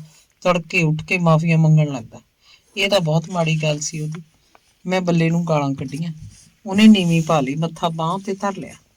ਉਹਦੀਆਂ ਹੁਬਕੀਆਂ ਨਿਕਲ ਆਈਆਂ। ਦੇਹ ਕੰਬ ਰਹੀ ਸੀ। ਮੇਰਾ ਜੀ ਭੈੜਾ ਪੈ ਗਿਆ। ਮੈਂ ਉੱਠ ਕੇ ਉਹਨੂੰ ਧੀਰਜ ਦੇਣ ਲੱਗਿਆ, ਜਿਵੇਂ ਉਹ ਮੇਰੇ ਪਿੰਡ ਦੀ ਧੀ ਭੈਣ ਹੋਵੇ, ਮੇਰੀ ਆਪਣੀ ਕੋਈ ਸਕੀ ਰਿਸ਼ਤੇਦਾਰ। ਅੱਖਾਂ ਪੂੰਝ ਕੇ ਫਿਰ ਉਹ ਬੋਲੀ, ਫਿਰ ਤਾਂ ਮਾਸਟਰ ਜੀ ਮੇਰੇ ਤੇ ਕੋਠੇ ਵਾਲੀਆਂ 'ਚ ਕੋਈ ਫਰਕ ਨਹੀਂ ਸੀ। ਉਹਨਾਂ 'ਚ ਇੱਕ ਡਰਾਈਵਰ ਸੀ ਰਾਮਾ। ਉਹ ਰੋਪੜ ਕੰਨੀ ਦਾ ਸੀ। ਤਰਸ ਖਾ ਕੇ ਉਹ ਮੈਨੂੰ ਆਪਣੇ ਕੋਲ ਲੈ ਗਿਆ। ਉਹ ਵੀ ਇਕੱਲਾ ਰਹਿੰਦਾ ਸੀ। ਬੱਲਾ ਪਤਾ ਨਹੀਂ ਕਿੱਧਰ ਭੱਜ ਗਿਆ। ਮੁੜ ਕੇ ਮੈਨੂੰ ਉਹਦਾ ਕੋਈ ਪਤਾ ਨਾ ਲੱਗਿਆ। ਰਾਮੇ ਨੇ ਮੈਨੂੰ ਦੱਸਿਆ ਸੀ ਕਿ ਉਹ ਮੈਨੂੰ 700 ਰੁਪਈਆਂ 'ਚ ਉਹਦੇ ਕੋਲ ਵੇਚ ਗਿਆ। ਫਿਰ ਰਾਮੇ ਦਾ ਜਦੋਂ ਜੀ ਭਰ ਗਿਆ, ਉਹਨੇ ਮੈਨੂੰ ਗਾਹਾਂ ਇਸ ਬੰਦੇ ਨਾਲ ਤੋਰਤਾ। ਇਹ ਚੰਗਾ ਸੀ ਇੱਥੇ ਲੈ ਆਇਆ ਮੈਨੂੰ। ਇਹ ਇੱਧਰ ਦਾ ਹੀ ਹੈ। ਬਸ ਠੀਕ ਹੈ ਹੁਣ ਜਿੱਥੇ ਰੱਬ ਰੱਖੇ। ਗੱਲ ਮੁਕਾ ਕੇ ਉਹ ਸਿਰ ਖੁਰਕਣ ਲੱਗੀ। ਬੱਲਾ ਤਾਂ ਭਾਈ ਪਿੰਡ ਆ ਗਿਆ ਸੀ ਫਿਰ। ਅੱਛਾ, ਹੁਣ ਕੀ ਹਾਲ ਹੈ ਉਹਦਾ? ਸੀਬੋ ਦੀ ਸਿੱਥਲ ਦੇਹ ਨੂੰ ਜਿਵੇਂ ਬਿਜਲੀ ਦਾ ਕਰੰਟ ਵੱਜਿਆ ਹੋਵੇ। ਉਹ ਅੱਖਾਂ ਝਮਕਣ ਲੱਗੀ। ਮੇਰੇ ਵੱਲ ਉਹਦਾ ਪੂਰਾ ਧਿਆਨ ਸੀ। ਉਹ ਥੋੜੇ ਦਿਨ ਹੀ ਪਿੰਡ ਰਿਹਾ। ਮੈਂ ਸਹਿਜ ਸੁਭਾਅ ਦੱਸ ਰਿਹਾ ਸੀ। ਫਿਰ ਸੀਬੋ ਜਿਵੇਂ ਇੱਕਦਮ ਉਹਦੇ ਬਾਰੇ ਸਭ ਕੁਝ ਜਾਣਨਾ ਚਾਹੁੰਦੀ ਹੋਵੇ। ਫਿਰ ਉਹਦਾ ਕਤਲ ਕਰਤਾ ਜੰਗੇ ਤੇ ਮੋਦਨ ਨੇ। ਬੂ, ਹਾਏ ਵੇ ਟੁੱਟ ਜਾਣੇ ਹੋ, ਇਹ ਕੀ ਕੀਤਾ? ਸੀਬੋ ਨੇ ਮੱਥੇ ਉੱਤੇ ਦੋਵੇਂ ਹੱਥ ਰੱਖ ਲਏ। ਅੱਖਾਂ ਧਰਤੀ ਤੇ ਸੀ। ਗੁੰਮਸੁੰਮ ਹੋ ਗਈ, ਜਿਵੇਂ ਮੈਂ ਉਹਦੇ ਕੋਲ ਬੈਠਾ ਹੀ ਨਾ ਹੋਵਾਂ, ਜਿਵੇਂ ਸਾਰੀਆਂ ਗੱਲਾਂ ਮੁੱਕ ਗਈਆਂ ਹੋਣ। ਮੈਂ ਆਪਣਾ 에ਅਰ ਬੈਗ ਸੰਭਾਲਣ ਲੱਗਿਆ। ਖੜਾ ਹੋਇਆ ਤਾਂ ਉਹ ਕਹਿੰਦੀ, ਚੰਗਾ ਮਾਸਟਰ ਜੀ, ਤੁਸੀਂ ਤੀਰਥ ਹੋ ਆਓ। ਅੱਜ ਦੀ ਰਾਤ ਇੱਥੇ ਸਾਡੇ ਕੋਲ ਰਿਹੋ। ਚੰਗਾ, ਦੇਖਦਾ ਭਾਈ। ਸੀਬੋ ਮੇਰੇ ਲਈ ਕਿਤੇ ਵੱਡਾ ਤੀਰਥ ਸੀ। ਉਹਦੇ ਘਰ ਰਾਤ ਕੱਟਣ ਦੀ ਮੇਰੇ 'ਚ ਕਿੱਥੇ ਹਿੰਮਤ ਸੀ। ਜਿਵੇਂ ਮਰਗ ਵਾਲੇ ਘਰ ਅਫਸੋਸ ਕਰਨ ਗਏ ਰਾਤ ਨੂੰ ਨਹੀਂ ਰਹਿੰਦੇ ਹੁੰਦੇ। ਧੰਨਵਾਦ। ਰਾਮ ਸਰੂਪ ਅਣਖੀ ਦੀ ਕਹਾਣੀ ਹੈ ਕੈਦਾਂ। ਹੁਣ ਤਾਂ ਇਸ ਇਲਾਕੇ 'ਚ ਟੈਕਸੀਆਂ ਆਮ ਹੋ ਗਈਆਂ ਹਨ। ਸੜਕਾਂ ਦਾ ਵੀ ਕੋਈ ਅੰਤ ਨਹੀਂ। ਪੈਸਿਆਂ ਦੀ ਖੇਡ ਹੈ। ਜਿੱਥੇ ਮਰਜ਼ੀ ਜਦੋਂ ਲੋੜ ਹੋਵੇ ਟੈਕਸੀ ਲੈ ਜਾਓ। ਪਰ ਇਹ ਉਹਨਾਂ ਦਿਨਾਂ ਦੀ ਗੱਲ ਹੈ ਜਦੋਂ ਸ਼ਿਬੂ ਤਖਾਣ ਪਿੱਤਲ ਦੀਆਂ ਫੁੱਲੀਆਂ ਵਾਲੇ ਆਪਣੇ ਰੱਥ ਉੱਤੇ ਬੈਠਾ ਹੈਲੀਕਾਪਟਰ ਦੇ ਕਿਸੇ ਪਾਇਲਟ ਨਾਲੋਂ ਘੱਟ ਨਹੀਂ ਸੀ ਹੁੰਦਾ। ਚਿੱਟੀਆਂ ਝਾਲਰਾਂ ਵਾਲਾ ਟੂਲੀ ਰੰਗਾ ਉਛਾੜ ਨਵਾਂ ਹੀ ਰੱਥ ਉੱਤੇ ਤਖਾਣ ਨੇ ਚੜਵਾਇਆ ਸੀ। ਸ਼ੌਂਕੀ ਬਲਦ ਆਰ ਤਾਂ ਕੀ ਪਿੰਡੇ ਉੱਤੇ ਮੱਖੀ ਨਹੀਂ ਸੀ ਸਾੜਦੇ, ਬਹੁਤੇ ਹੀ ਚਲਾਕ। ਦੇਸੂ ਸੁਨਿਆਰ ਤੇ ਮੱਖਣ ਨੂੰ ਨਾਲ ਲੈ ਕੇ ਮੈਂ ਸਹੁਰੇ ਗਿਆ ਸੀ। ਮੁਕਲਾਵਾ ਲੈਣ ਜਾਂਦੇ ਮੁੰਡੇ ਨੂੰ ਚਾਹ ਦੇ ਨਾਲ ਕੁਝ ਸੰਗ ਜੀ ਵੀ ਹੁੰਦੀ ਹੈ, ਮਿੱਠਾ ਮਿੱਠਾ ਡਰ। ਇਸੇ ਕਰਕੇ ਮੈਂ ਦੇਸੂ ਤੇ ਮੱਖਣ ਨੂੰ ਨਾਲ ਲੈ ਕੇ ਗਿਆ ਸੀ। ਮਾਂ ਨੇ ਤਾਂ ਸਗੋਂ ਜਾਣ ਕੇ ਉਹਨਾਂ ਨੂੰ ਮੇਰੇ ਨਾਲ ਤੋਰਿਆ ਸੀ। ਕਹਿੰਦੀ ਸੀ, ਸਾਡਾ ਕੰਦਾ ਤਾਂ ਕੁੜੀਆਂ ਵਰਗਾ ਹੈ, ਇਹਨੂੰ ਕੱਲੇ ਨੂੰ ਤਾਂ ਸਾਲੀਆਂ ਨੇ ਚੁੰਡੀਆਂ ਹੀ ਖਾ ਜਾਣਾ, ਇਹਦੇ ਤਾਂ ਮੂੰਹ 'ਚ ਬੋਲ ਨਹੀਂ ਡੀਡੇ ਦੇ। ਦੇਸੂ ਮੇਰਾ ਮਿਲਾਪੀ ਸੀ, ਸਾਡਾ ਗੁਆਂਢੀ ਵੀ। ਅਕਸਰ ਮੈਂ ਉਹਦੇ ਪਹਾਰੇ ਤੇ ਬੈਠਾ ਰਹਿੰਦਾ, ਉਸ ਕੋਲੋਂ ਰੂਪ ਪਸੰਦ ਦਾ ਚਿੱਠਾ ਲੈ ਕੇ ਉੱਚੀ ਉੱਚੀ ਪੜ੍ਹਦਾ। ਮੈਥੋਂ ਚਿੱਠਾ ਸੁਣ ਕੇ ਬਹੁਤ ਖੁਸ਼ ਹੁੰਦਾ। ਮੱਖਣ ਨਾਲ ਮੇਰੀ ਬੁੱਕਲ ਖੁੱਲੀ ਸੀ। ਅਸੀਂ ਇਕੱਠੇ ਘਰ ਦੀ ਕੱਢੀ ਸ਼ਰਾਬ ਪੀਂਦੇ, ਬੋੜੇ ਖੂਹ ਵਾਲੇ ਪਿੱਪਲ ਦੀਆਂ ਜੜ੍ਹਾਂ 'ਚ ਬਹਿ ਕੇ ਸਾਧਾਂ ਦੀ ਨਿੰਮੋ ਦੀਆਂ ਗੱਲਾਂ ਕਰਦੇ। ਹਾਜ਼ਰ ਜਵਾਬੀ 'ਚ ਮੱਖਣ ਸਾਰੇ ਪਿੰਡ 'ਚ ਉੱਘਾ ਸੀ, ਉਹਦੇ ਵਰਗੀ ਗੱਲ ਕਿਸੇ ਨੂੰ ਨਹੀਂ ਸੀ ਔੜਦੀ। ਦੇਸੂ ਤੇ ਮੱਖਣ ਨੂੰ ਨਾਲ ਲਿਜਾ ਕੇ ਮੈਨੂੰ ਪੂਰਾ ਧਰਵਾਸ ਹੋ ਗਿਆ ਸੀ। ਮੈਨੂੰ ਡਰ ਨਹੀਂ ਸੀ ਰਿਹਾ ਕਿ ਸਹੁਰਿਆਂ ਦੀ ਕੋਈ ਕੁੜੀ ਮੈਨੂੰ ਤੰਗ ਕਰ ਸਕੇਗੀ। ਉਹ ਵੀ ਕਹਿੰਦੇ ਸੀ, ਕੰਦਿਆ ਤੂੰ ਚਿਪੀ ਨਾ, ਅਸੀਂ ਵਾਹਣੀ ਪਾ ਦਿਆਂਗੇ ਸਾਰੀਆਂ ਨੂੰ। ਸਹੁਰਿਆਂ ਦੇ ਘਰ ਚੁਬਾਰੇ 'ਚ ਜਾ ਕੇ ਅਸੀਂ ਅਜੇ ਬੈਠੀ ਸੀ ਕਿ ਕੁੜੀਆਂ ਮੀਂਹ ਦੀ ਵਾਛੜ ਹੰਗਾ ਖੜੀਆਂ, ਕੋਈ ਕੁਝ ਬੋਲਦੀ, ਕੋਈ ਕੁਝ। ਕਦੇ ਕਦੇ ਉਹਨਾਂ ਦੀ ਕਿਚਰ ਕਿਚਰ ਬਿਲਕੁਲ ਬੰਦ ਹੋ ਜਾਂਦੀ, ਜਿਵੇਂ ਉਹਨਾਂ ਕੋਲੋਂ ਸਾਰੀਆਂ ਮਸ਼ਕਰੀਆਂ ਮੁੱਕ ਗਈਆਂ ਹੋਣ ਤੇ ਕਿਸੇ ਵੀ ਕੁੜੀ ਨੂੰ ਕੋਈ ਨਵੀਂ ਗੱਲ ਨਾ ਔੜਦੀ ਹੋਵੇ। ਤੇ ਕੋਈ ਕੁੜੀ ਫੇਰ ਉਹੀ ਘਸਿਆ ਹੋਇਆ ਸਵਾਲ ਕਰ ਦਿੰਦੀ, ਵੇ ਮੁਕੰਦ ਤੂੰ ਆਪਣੀ ਭੈਣ ਨੂੰ ਨਾਲ ਨਾਮ ਲੈ ਕੇ ਆਇਆ? ਦੂਜੀ ਪੁੱਛਦੀ, ਵੇ ਮੁਕੰਦ ਮਾਂ ਨੇ ਤੈਨੂੰ ਕਿੰਨੇ ਰੁਪਈਏ ਦਿੱਤੇ ਨੇ ਸਾਲੀਆਂ ਨੂੰ ਦੇਣ ਨੂੰ?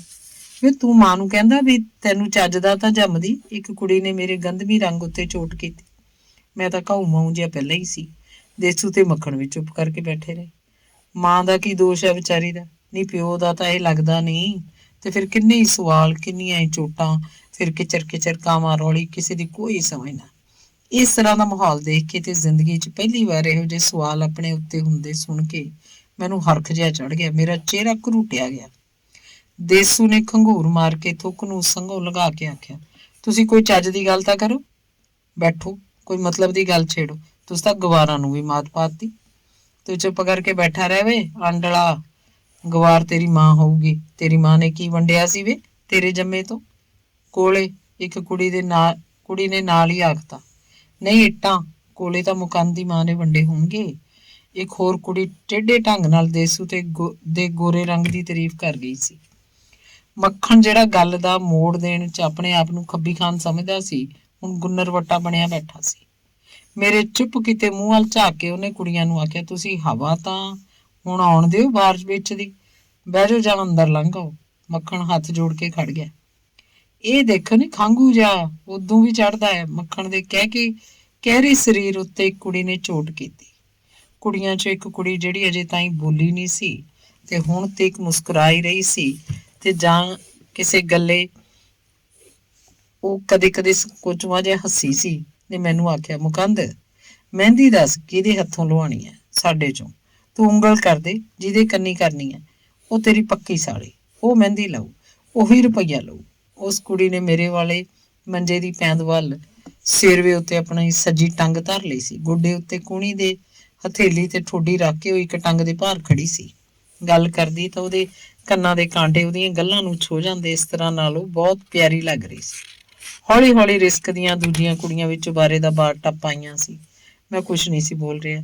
ਇਉਂ ਤਾਂ ਅਸੀਂ ਤਿੰਨੇ ਵੰਡ ਲਾਂਗੇ ਤੁਹਾਨੂੰ, ਰੁਪਈਆ ਲਈ ਜਾਇਓ ਤੇ ਪੱਕੀਆਂ ਸਾਲੀਆਂ ਬਣਦੀਆਂ ਜਾਇਓ। ਮੱਖਣ ਹੌਸਲਾ ਫੜ ਚੁੱਕਿਆ ਸੀ। ਮੈਨੂੰ ਕੁਝ ਆਸਰਾ ਜਿਹਾ ਹੋਇਆ ਕਿ ਹੁਣ ਕੁਛ ਨਾ ਕੁਛ ਮੋੜ ਜ਼ਰੂਰ ਦਿੰਦਾ ਰਹੇਗਾ। ਸਾਰੀਆਂ ਜਣੀਆਂ ਹਿੜੇੜ ਕਰਕੇ ਹੱਸ ਪਈਆਂ। ਇੱਕ ਬੋਲੀ, ਲੈ ਕੁੜੇ ਮੂੰਹ ਦੇਖ ਇਹਦਾ ਰੁਪਈਆ ਦੇਣ ਵਾਲੇ ਦਾ। ਰੁਪਈਆ ਜੇਬ 'ਚ ਹੈ ਵੀ ਤੇਰੇ ਛਿਲਕਾਂ ਦਿਆ ਘੋੜਿਆ। ਮੇਰੀ ਪੈਂਦ ਕੋਲ ਇੱਕ ਟੰਗ ਦੇ ਭਾਰ ਖੜੀ ਕੁੜੀ ਨੇ ਮੰਜੇ ਤੋਂ ਪੰਨਿਆਂ ਵਾਲੀ ਪੱਖੀ ਚੁੱਕ ਕੇ ਮੇਰੇ ਮੋਢੇ ਨੂੰ ਟਕੋਰਿਆ। ਮਹਿੰਦੀ ਦੱਸ ਕੀ ਤੋਂ ਲਵਾਉਣੀ ਹੈ? ਤੂੰ ਹੀ ਲਾ ਦੇ, ਮੇਰੇ ਮੂੰਹੋਂ ਨਿਕਲਿਆ। ਹੋਰ ਸਭ ਕੁੜੀਆਂ ਚੁੱਪ ਹੋ ਗਈਆਂ। ਮੈਂ ਮਹਿਸੂਸ ਕੀਤਾ ਜਿਵੇਂ ਉਹਨਾਂ ਨੂੰ ਉਸ ਕੁੜੀ ਨਾਲ ਈਰਖਾ ਹੋ ਗਈ ਹੋਵੇ। ਨੀ ਤੂੰ ਲਾ ਲਈ ਚਾਹ ਮਹਿੰਦੀ ਲਾ ਕੇ, ਅਸੀਂ ਰੁਪਈਆਂ ਦੀ ਭੁੱਖੀਆਂ ਨਹੀਂ ਫਿਰਦੀਆਂ। ਨੀ ਬਿੰਦਰ ਆ ਖਾਂਗੂ ਜਾ ਤਾਂ ਜਮਾ ਤੇਰੇ ਪ੍ਰਾਹੁਣੇ ਵਰਗਾ। ਇੱਕ ਕੁੜੀ ਨੇ ਇੱਕ ਟੰਗ ਦੇ ਭਾਰ ਖੜੀ ਕੁੜੀ ਦਾ ਧਿਆਨ ਮੱਖਣ ਵੱਲ ਕੀਤਾ। ਤਾਂ ਮੇਰੇ ਤਾਂ ਮਹਿੰਦੀ ਤੂੰ ਹੀ ਲਾਈ, ਮੱਖਣ ਨੇ ਬਿੰਦਰ ਨੂੰ ਕਿਹਾ। ਬਿੰਦਰ ਦਾ ਹੌਕਾ ਨਿਕਲ ਗਿਆ। ਉਹਨੇ ਆਪਣੀ ਟੰਗ ਮੰਜੇ ਉੱਤੇ ਥੱਲੇ ਲਾ ਲਈ ਤੇ ਨਿਰੁੱਤਰ ਹੋ ਕੇ ਖੜੀ ਹੋ ਗਈ। ਨੀ ਕਿਉਂ ਆਉਂਦਿਆਂ ਨੂੰ ਹੀ ਜੱਫਾ ਪਾ ਲਿਆ ਤੁਸੀਂ? ਪਾਣੀ ਧਾਣੀ ਤਾਂ ਪੀ ਲੈਣ ਦਿਓ ਇਹਨਾਂ ਨੂੰ। ਮੇਰੀ ਸੱਸ ਨੇ ਪੌੜੀਆਂ ਚੋਂ ਦੀ ਹੋਕਰਾ ਮਾਰਿਆ। ਤਾਈ ਅਸੀਂ ਤੇਰੇ ਜਵਾਈ ਨੂੰ ਜੇਬ 'ਚ ਪਾ ਕੇ ਤਾਂ ਨਹੀਂ ਲੈ ਜਾਾਂਗੀਆਂ, ਬਿੰਦਰ ਨੇ ਕਿਹਾ। ਨਾ ਭਾਈ, ਪਹਿਲਾਂ ਪਾਣੀ ਧਾਣੀ ਪੀ ਲੈਣ ਦਿਓ, ਨਹਾ ਧੋ ਲੈਣ ਦਿਓ, ਮਹਿੰਦੀ ਲਾਉਣ ਆਈਆਂ ਮਿਟਾ ਲਿਓ ਸਿੱਕਾਂ, ਸੱਸ ਨੇ ਉਹਨਾਂ ਨੂੰ ਜਾਣ ਲਈ ਆਖਿਆ। ਚਲੋ ਨੀ ਚੱਲੋ, ਤਾਈ ਦਾ ਹੀ ਆਇਆ ਜਮਾਈ, ਖਰਾ ਨੋਖਾ, ਇੱਕ ਵੱਡੀ ਉਮਰ ਦੀ ਕੁੜੀ ਨੇ ਕਿਹਾ ਤੇ ਆਪਣੀ ਗੋਦੀ ਚੁੱਕੇ ਇਹ ਜਵਾਕ ਦੀ ਨਲੀ ਪੂੰਝ ਕੇ ਕੰਧ ਨਾਲ ਮਲਦੀ। ਸੂਰਜ ਗੁਰਦੁਆਰੇ ਦੇ ਨਿਸ਼ਾਨ ਸਾਹਿਬ ਤੋਂ ਥੱਲੇ ਉਤਰ ਰਿਹਾ ਸੀ। ਚੇਤ ਵਿਸਾਖ ਦੇ ਦਿਨ ਸੀ। 12-13 ਕੋ ਰੱਥ ਵਿੱਚ ਬੈਠਿਆਂ ਦੇ ਪਾਸੇ ਦੁਖਣ ਲੱਗ ਪਏ ਸੀ। ਕੋਸੇ ਪਾਣੀ ਨਾਲ ਅਸੀਂ ਹੱਥ ਮੂੰਹ ਧੋਤਾ ਤੇ ਚਾਹ ਪੀਣ ਲੱਗ ਪਏ। ਆਥਣ ਦੇ ਸੰਧੂਰੀ ਚਾਨਣ 'ਚ ਕਾਲਖ ਘੁੜਨ ਲੱਗੀ ਤਾਂ ਅਸੀਂ ਬੋਤਲ ਦਾ ਡੱਟ ਪੁੱਟ ਲਿਆ। ਥਾਲੀ 'ਚ ਮਹਿੰਦੀ ਘੋਲ ਕੇ ਜਦ ਕੁੜੀਆਂ ਆਈਆਂ, ਅਸੀਂ ਜਬਲੀਆਂ ਮਾਰ ਰਹੇ ਸੀ। ਪਹਿਲੇ ਤੋੜ ਦੀ ਕੱਢੀ ਬੋਤਲ ਮੱਖਣ ਪਿੰਡੋਂ ਹੀ ਲੈ ਆਇਆ ਸੀ। ਸਾਨੂੰ ਕੋਈ ਪਤਾ ਨਹੀਂ ਕੁੜੀਆਂ ਕੀ ਕੀ ਬੋਲਦੀਆਂ ਰਹੀਆਂ ਤੇ ਅਸੀਂ ਉਹਨਾਂ ਨੂੰ ਕੀ ਜਵਾਬ ਦਿੰਦੇ ਰਹੇ। ਸਾਡੇ ਕਮਲਵਾਹ ਤੋਂ ਜਿੱਤ ਕੇ ਉਹਨਾਂ ਨੇ ਸਾਡੀਆਂ ਥੇਲੀਆਂ ਤੇ ਮਹਿੰਦੀ ਦੀ ਇੱਕ ਗਰੋਲੀ ਧਰੀ ਤੇ ਪੌੜੀਆਂ ਉਤਰ ਗਈਆਂ। ਬਿੰਦਰ ਨੂੰ ਸ਼ਾਇਦ ਮੈਂ 5 ਰੁਪਏ ਮਹਿੰਦੀ ਲਵਾਈ ਦੇ ਦਿੱਤੇ ਸੀ। ਕੁੜੀਆਂ ਪੌੜੀਆਂ ਉਤਰੀਆਂ ਤਾਂ ਦੇਸੂ ਤੇ ਮੱਖਣ ਨੇ ਮਹਿੰਦੀ ਵਾਲੇ ਹੱਥ ਕੰਧਾਂ ਨਾਲ ਘਸਾਤੇ। ਮੇਰਾ ਹੱਥ ਤਾਂ ਲੈ ਕੰਜਰ ਦੀਆਂ ਕੱਟੇ ਦੀ ਮੋਕ ਨਾਲ ਲਵੇੜ ਗਈਆਂ। ਹਥੇਲੀ ਨੂੰ ਨੱਕ ਕੋਲ ਕਰਕੇ ਮੱਖਣ ਨੇ ਕਿਹਾ, ਉਹ ਮੈਨੂੰ ਵੀ ਲੱਗਦਾ। ਦੇਸੂ ਨੇ ਹੁੰਗਾਰਾ ਭਰਿਆ। ਅਸੀਂ ਅੱਧਾ ਘੰਟਾ ਉੱਚੀ ਉੱਚੀ ਹੱਸਦੇ ਰਹੇ। ਇੱਕ ਇੱਕ ਪੈਗ ਮੱਖਣ ਨੇ ਹੋਰ ਪਾਇਆ। ਮੈਂ ਪੀਤਾ। ਮੇਰੇ ਤਾਂ ਜਿਵੇਂ ਪੈਰ ਚੁੱਕੇ ਗਏ। ਬਹੁਤੀ ਸ਼ਰਾਬ ਮੈਨੂੰ ਸੁਖਾਉਂਦੀ ਨਹੀਂ ਸੀ। ਰੋਟੀ ਅਸੀਂ ਅੱਧ ਪਚੱਦੀ ਜੀ ਖਾਧੀ, ਨਾ ਖਾਣ ਵਰਗੀ। ਦੇਸੂ ਤੇ ਮੱਖਣ ਤਾਂ ਚੁਬਾਰੇ ਮੂਹਰੇ ਮੰਜਿਆਂ ਉੱਤੇ ਬਿਸਤਰਾ ਵਿਛਾ ਕੇ ਪੈ ਗਏ। ਮੈਨੂੰ ਮੇਰੀ ਸੱਸ ਨੇ ਥੱਲੇ ਸੱਦ ਲਿਆ। ਸ਼ਰਾਬ ਉੱਤੋਂ ਦੀ ਹੋ ਗਈ ਸੀ, ਮੈਨੂੰ ਗੱਲ ਨਹੀਂ ਸੀ ਔੜ ਰਹੀ। ਬੁੱਗ ਬੁੱਗ ਕਰਕੇ ਸਭ ਖਾਧਾ ਪੀਤਾ ਮੇਰੇ ਅੰਦਰੋਂ ਬਾਹਰ ਹੋ ਗਿਆ। ਬਸੁੰਧ ਜਿਹਾ ਹੋ ਕੇ ਦਰਵਾਜ਼ੇ 'ਚ ਡਏ ਪਏ ਇੱਕ ਮੰਜੇ ਤੇ ਮੈਂ ਢੇਰੀ ਹੋ ਗਿਆ। ਅਜੇ ਵੀ ਮੈਨੂੰ ਉਲਟੀਆਂ ਆ ਰਹੀਆਂ ਸੀ। ਅਮਰਜੀਤ ਮੇਰੀ ਪਤਨੀ ਮਾਪਿਆਂ ਦੀ ਇਕੱਲੀ ਧੀ ਸੀ। ਭਾਈ ਵੀ ਕੋਈ ਨਹੀਂ ਸੀ। ਸਹੁਰਾ ਰੋਟੀ ਖਾ ਕੇ ਬਾਹਰਲੇ ਘਰ ਡੰਗਰਾਂ ਕੋਲ ਜਾ ਪਿਆ ਸੀ। ਸੱਸ ਪਤਾ ਨਹੀਂ ਕਿਹੜੇ ਧੰਦਿਆਂ 'ਚ ਫਸੀ ਸੀ। ਉਹਨੇ ਚੁਬਾਰੇ 'ਚੋਂ ਥੱਲੇ ਮੈਨੂੰ ਸੱਦ ਤਾਂ ਲਿਆ ਸੀ, ਪਰ ਅਜੇ ਗੱਲ ਕੋਈ ਨਹੀਂ ਸੀ ਕੀਤੀ। ਮੈਨੂੰ ਉਲਟੀਆਂ ਆ ਰਹੀਆਂ ਸੀ। ਸੁੱਕੇ ਬੱਤ ਆਉਂਦੇ, ਜਿਵੇਂ ਮੇਰਾ ਕਾਲਜਾ ਇਕੱਠਾ ਹੋ ਜਾਂਦਾ। ਮੈਂ ਔਖਾ ਸੀ। ਸੁਰਤ ਵੀ ਕੋਈ ਨਹੀਂ ਸੀ। ਸ਼ਰਾਬ ਤੇਜ਼ ਸੀ ਤੇ ਮੈਂ ਪੀ ਵੀ ਬਹੁਤ ਹੀ ਲਈ ਸੀ। ਦਰਵਾਜ਼ੇ 'ਚ ਮੰਜੇ ਤੇ ਪਿਆ ਮੈਂ ਜ਼ਖਮੀ ਸੱਪ ਵਾਂਗ ਮੇਲ ਰਿਹਾ ਸੀ, ਕਦੇ ਉਸ ਬਾਈ ਨਾਲ, ਕਦੇ ਉਸ ਨਾਲ। ਪਾਣੀ ਦੀ ਗੜਵੀ ਲੈ ਕੇ ਆਇਆ ਕੋਈ। ਕੁਝ ਮੇਰੇ ਸਿਰਹਾਣੇ ਖੜਾ ਰਿਹਾ। ਫਿਰ ਉਂਜਲ ਭਰ ਕੇ ਹਵਾੜਾ ਛੱਡਦਾ ਮੇਰਾ ਮੂੰਹ ਉਹਨੇ ਪਾਣੀ ਨਾਲ ਪੂੰਝ ਦਿੱਤਾ। ਮੇਰੇ ਬੁੱਲ੍ਹਾਂ ਨੂੰ ਉਹਨੇ ਨਰਮ ਨਰਮ ਪੋਟਿਆਂ ਨੇ ਸਾਫ਼ ਕੀਤਾ। ਫਿਰ ਪਾਣੀ ਦੀ ਗੜਵੀ ਉਹਨੇ ਮੇਰੇ ਮੂੰਹ ਨੂੰ ਲਾਤੀ। ਪਾਣੀ ਦੀ ਘੁੱਟ ਅੰਦਰ ਗਈ ਤਾਂ ਜਿਵੇਂ ਮੇਰੀ ਸੁਰਤ ਪਰਤ ਆਈ। ਮੈਨੂੰ ਲੱਗਿਆ ਜਿਵੇਂ ਉਹ ਮੇਰੀ ਸੱਸ ਹੋਵੇ, ਪਰ ਨਹੀਂ, ਉਹ ਸੱਸ ਨਹੀਂ ਸੀ। ਉਹਦੇ ਪੋਟੇ ਤਾਂ ਕੂਲੇ ਕੂਲੇ ਸੀ, ਅੰਗੂਰਾਂ ਦੀ ਛੋਹ ਵਰਗੇ। ਉਹਦੇ ਹੱਥ ਤਾਂ ਨਰਮ ਨਰਮ ਸੀ, ਨਿੱਕੇ ਨਿੱਕੇ ਘੁੱਗੀਆਂ ਵਰਗੇ। ਫਿਰ ਮੈਂ ਸੋਚਿਆ ਅਮਰਜੀਤ ਆਪ ਹੀ ਹੋਏਗੀ, ਪਰ ਨਹੀਂ, ਉਹ ਅਮਰਜੀਤ ਵੀ ਨਹੀਂ ਸੀ। ਜਦੋਂ ਕਰੰਟ ਵੈਲ ਦੀ ਆਪਣੀ ਚੁੰਨੀ ਨਾਲ ਮੇਰਾ ਮੂੰਹ ਪੂੰਝ ਰਹੀ ਸੀ, ਮੈਂ ਅੱਖਾਂ ਪੁੱਟ ਕੇ ਦੇਖਿਆ ਤਾਂ ਉਹ ਕੁੜੀ ਸੀ, ਮਹਿੰਦੀ ਲਾਉਣ ਵਾਲੀ ਕੁੜੀ।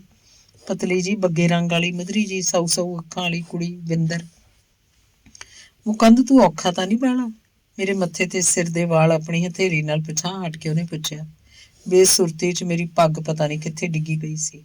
ਮੇਰੇ ਮੂੰਹ ਸਿਰਫ ਇੰਨੀ ਗੱਲ ਹੀ ਨਿਕਲੀ, ਹਾਏ ਅਮਰਜੀਤ ਨੂੰ ਬੁਲਾ ਦੇ। ਅਮਰਜੀਤ ਕਿਵੇਂ ਆਜੂ? ਉਹ ਘੁਰਕੀ ਲੈ ਕੇ ਪਈ। ਹਾਏ ਅਮਰਜੀਤ, ਹਾਏ ਨਹੀਂ ਮਰ ਗਿਆ। ਮੈਨੂੰ ਸ਼ਰਾਬੀਆਂ ਵਾਲਾ ਬੌੜ ਫੁੱਟ ਪਿਆ ਸੀ। ਤੈਂ ਅਮਰਜੀਤ ਤੋਂ ਕੀ ਲੈਣਾ? ਮੈਨੂੰ ਦੱਸ ਜਿਹੜੀ ਗੱਲ ਹੈ, ਕੀ ਚਾਹੀਦਾ ਬੋਲ ਤੈਨੂੰ। ਬਿੰਦਰ ਨੇ ਮੇਰੇ ਸਿਰ ਦਾ ਜੂੜਾ ਕੱਸ ਕੇ ਬੰਨ੍ਹਤਾ। 2-3 ਸੁੱਕੇ ਵੱਤ ਮੈਨੂੰ ਫੇਰ ਆਏ। ਮੇਰਾ ਕਾਲਜਾ ਇਕੱਠਾ ਹੋ ਕੇ ਜਿਵੇਂ ਗਲ 'ਚ ਫਸਿਆ ਸੀ। ਮੇਰੀ ਜਾਨ ਨਿਕਲਣ ਵਾਲੀ ਹੋ ਗਈ। ਉਹਨੇ ਮੇਰੀਆਂ ਦੋਵੇਂ ਪੁੜਪੁੜੀਆਂ ਘੁੱਟ ਲਈਆਂ। ਚੁੰਨੀ ਦੇ ਲੜ ਨਾਲ ਮੇਰਾ ਮੂੰਹ ਪੂੰਝਿਆ। ਗੜਵੀ 'ਚੋਂ ਪਾਣੀ ਦੀ ਘੁੱਟ ਭਰਵਾਈ। ਮੈਂ ਕੁਰਲੀ ਕੀਤੀ। ਦਰਵਾਜ਼ੇ 'ਚ ਘੁੱਪ ਹਨੇਰਾ ਸੀ। ਚਲਾਨੀ 'ਚ ਚੁੱਲ੍ਹਾ ਗੋਹਿਆਂ ਦੀ ਅੱਗ ਨਾਲ ਮਗਿਆ ਹੋਇਆ ਸੀ। ਚੁੱਲ੍ਹੇ ਤੇ ਪਤੀਲਾ ਕੱਢ ਰਿਹਾ ਸੀ। ਸਬਾਤ 'ਚ ਅੰਨੀ ਜਿਹੀ ਲਾਲਟਨ ਦਾ ਪੀਲਾ ਚਾਨਣ ਸੀ। ਵੱਖੀ ਪਰਨੇ ਪਏ ਦੀ ਪਤਾ ਨਹੀਂ ਕਦ ਮੇਰੀ ਅੱਖ ਲੱਗ ਗਈ। ਬਿੰਦਰ ਪਤਾ ਨਹੀਂ ਕਦੋਂ ਮੇਰੇ ਕੋਲ ਚਲੀ ਗਈ। ਸੱਸ ਦੁੱਧ ਦਾ ਗਲਾਸ ਲੈ ਕੇ ਆਈ। ਮੇਰੇ ਅੰਦਰ ਤਾਂ ਪਾਣੀ ਦੀ ਤਿੱਪ ਮਸਾਂ ਪਚਦੀ ਸੀ। ਦੁੱਧ ਨੂੰ ਕਿਵੇਂ ਮੂੰਹ ਲਾਉਂਦਾ। ਦਰਵਾਜ਼ੇ 'ਚ ਉਂਗਲਾਇਆ ਜਿਹਾ ਉੱਠ ਕੇ ਮੈਂ ਪੌੜੀਆਂ ਚੜ੍ਹਿਆ ਤਾਂ ਚੁਬਾਰੇ 'ਚ ਜਾ ਪਿਆ। ਪੈਣ ਸਾਰ ਸੌਂ ਗਿਆ। ਦੂਜੇ ਦਿਨ ਤੜਕੇ ਬਿੰਦਰ ਪਤਾ ਨਹੀਂ ਕਿੱਥੋਂ ਕੋਈ ਦਵਾਈ ਲਿਆਈ ਤੇ ਪਾਣੀ ਦੇ ਗਲਾਸ 'ਚ ਘੋਲ ਕੇ ਉਹ ਮੈਨੂੰ ਪਿਆ ਗਈ। ਦਵਾਈ ਪੀ ਕੇ ਮੈਨੂੰ 2-3 ਡਕਾਰ ਆ ਗਏ। ਮੇਰਾ ਅੰਦਰ ਖੁੱਲ੍ਹ ਜਿਹਾ ਗਿਆ। ਗੰਨਾ ਜੇ ਕਿਤੋਂ ਮਿਲ ਜੇ ਤਾਂ ਸਾਰਾ ਅੰਦਰ ਧੋਤਾ ਜਾਏ। ਮਿਲ ਜੂ ਮਾਂ ਜੀ ਕਿਤੋਂ? ਮੈਂ ਸੱਸ ਨੂੰ ਪੁੱਛਿਆ। ਗੰਨਿਆਂ ਦੀ ਰੁੱਤ ਵੀ ਹੈ ਹੁਣ ਕੋਈ।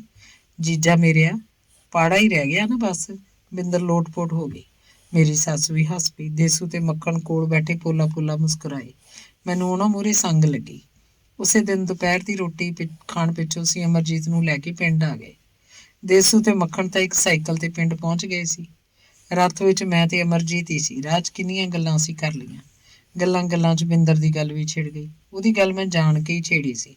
ਉਸ ਕੁੜੀ ਦੇ ਵਿਹਾਰ ਤੇ ਤਾਂ ਮੇਰੇ ਅੰਦਰ ਕੋਈ ਖਾਸ ਥਾਂ ਬਣਾ ਲਈ ਸੀ। ਅਮਰਜੀਤ ਨੇ ਮੈਨੂੰ ਦੱਸਿਆ, ਬਿੰਦਰ ਦੀ ਆਪਣੇ ਪ੍ਰਾਹੁਣੇ ਨਾਲ ਬਣਦੀ ਨਹੀਂ।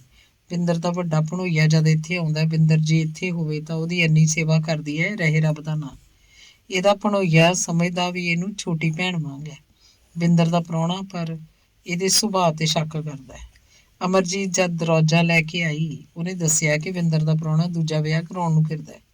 ਮੇਰਾ ਦਿਲ ਢੇਰੀ ਹੋ ਗਿਆ। ਬਿੰਦਰ ਵਰਗੀ ਕੁੜੀ ਦੀ ਆਹ ਹਾਲਤ। ਦਰੌਜੇ ਅਮਰਜੀਤ ਨੂੰ ਲੈਣ ਜਦ ਮੈਂ ਗਿਆ ਸੀ ਤਾਂ ਬਿੰਦਰ ਉੱਥੇ ਹੀ ਸੀ, ਪਰ ਉਹ ਸਾਡੇ ਘਰ ਨਹੀਂ ਸੀ ਆਈ। ਉਹ ਤਾਂ ਉਦੋਂ ਦੇਹਲੀਓਂ ਬਾਹਰ ਪੈਰ ਨਹੀਂ ਸੀ ਧਰਦੀ। ਬੁੜੀਆਂ 100-100 ਗੱਲਾਂ ਬਣਾਉਂਦੀਆਂ ਸੀ। ਉਹ ਤੋਂ ਬਾਅਦ ਜਦ ਕਦੇ ਮੈਂ ਸਹੁਰੇ ਗਿਆ, ਬਿੰਦਰ ਕਦੇ ਵੀ ਨਾ ਮਿਲਦੀ। ਕਦੇ ਉਹ ਸਾਡੇ ਨਾਨਕੀ ਗਈ ਹੁੰਦੀ, ਕਦੇ ਭੂਆ ਕੋਲ, ਕਦੇ ਕਿਤੇ ਕਦੇ ਕਿਤੇ।